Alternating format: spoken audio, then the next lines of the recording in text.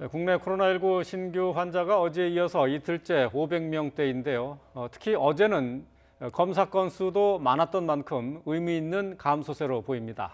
하지만 정부는 집단 감염 외에 개별 접촉으로 인한 감염의 확산세가 여전하고 수도권 신규 환자 수도 적지 않은 만큼 4차 대유행을 막기 위한 국민 모두의 참여를 다시 한번 호소했습니다. 네, 취재기자 연결합니다. 이승훈 기자.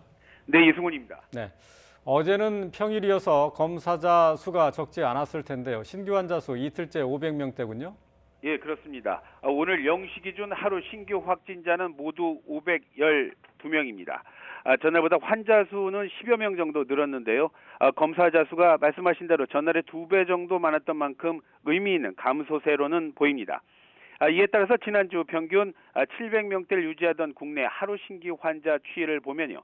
어제와 오늘 이틀째 500명대가 됐습니다.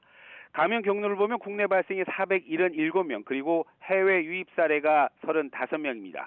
물론 여전히 수도권 환자가 많습니다. 서울 116명, 경기 191명 등 수도권에서만 312명의 신규 환자가 나왔습니다.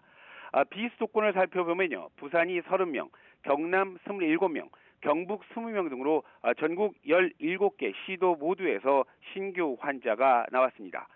사망자는 3명이 더 늘었습니다. 특히 위중증 환자가 전날보다 24명 늘면서 더욱 걱정이 커지고 있습니다. 네, 어제는 몇 명이 백신을 접종받았습니까?